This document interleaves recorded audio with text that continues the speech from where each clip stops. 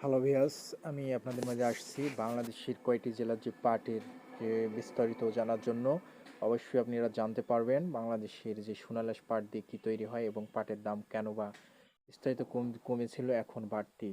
আসলে আমরা জানতে পারছি যে মিলের তথ্য আমাদের নিতে হয়, এমন সময় আছে তারা পাট কিনে না, টাকা আটকে যায়, এমনকি মিল মালিক ভাইদেরও টাকা আটকে থাকে, তারা পরিশোধ করতে পারে না বলে তারা বর্তমানে দিতে পারে না। অবশ্যই আপনারা জানতে পারবেন যে বাংলাদেশের যে সোনালী আঁশ পাটের যে বাজারটা এখন বাড়তির দিকে যাচ্ছে, কারণ আমরা জানতে পারছি যে সোনালী আঁশ পাটের বাজার এখন ভালো পণ্যে তারা বিদেশি রপ্তানি তো সরাসরি করে দিচ্ছে। এখন যে ডক্টর যে আমাদের প্রধান যে হিসাবে আসছে, যে বাংলাদেশে যে রাজা যে দায়িত্বে আছে ডক্টর ইউনূস, তিনি বাংলাদেশে চুক্তি করছে এবং নির্বাচনে তাই তিনি বলেছে সাধারণ মানুষের পাশে আছি, সাধারণ মানুষ যদি আমার পাশে থাকে তাহলে অবশ্যই আমি এগুলো দাম দেব।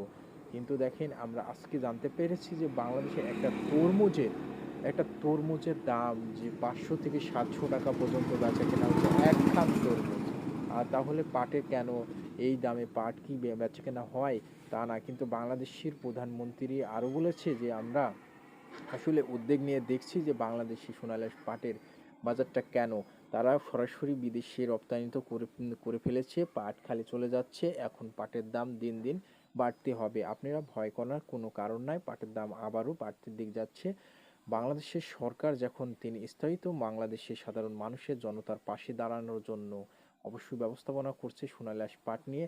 সব কিছু তারা নিমন্ত্রণে রেখেছে, খালি সোনালী আঁশ পাট নিমন্ত্রণে আনতে পারছে না এবং দাম কমে যাচ্ছে, বাড়ছে, কিন্তু স্থায়িত তারা বাজারে একটা দাম দিবে সিদ্ধান্ত নিয়েছে।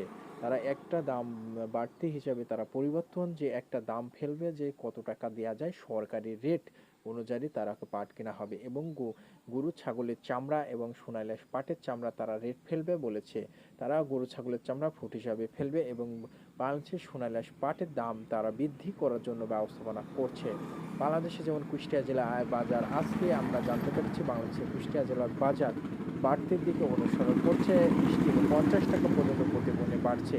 আমি কিছুদিন দেখলাম যে আবারও 200 টাকা এক পিস জানছে, 200 টাকা বৃদ্ধি হয়েছে।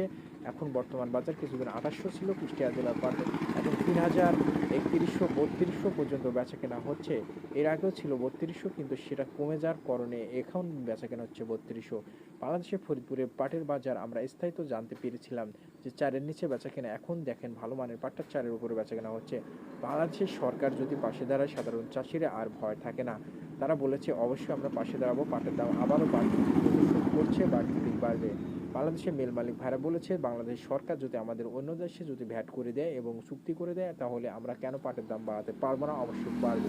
বাংলাদেশের সরকার তাদের সুযোগ দিচ্ছে যে অন্য দেশের সাথে তাদের ব্যবসা করার জন্য এবং পাটের দামও বাড়ার জন্য। বাংলাদেশের পাটের বাড়তি, যেমন পাকিস্তানে বাংলাদেশের পাট যায়, পাকিস্তানে আরও বেশি যাওয়ার ব্যবস্থাপনা করছে, সারা বিশ্বে পাট বাংলাদেশে রপ্তানিত করার ব্যবস্থাপনা করবে বাংলাদেশের সরকার।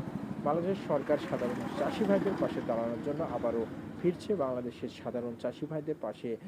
ডক্টর ইউনূস তাদের নির্বাচন নিজে ভোট করবে কি নির্বাচন দেবে সেটা সিদ্ধান্ত তার করছে, কিন্তু সাধারণ পাশে সোনালী আঁশ পাটের দাম আবারও বাড়তির দিকে প্রদর্শন করছে বাংলাদেশের সরকার। অবশ্যই আপনারা পাশে থাকবেন।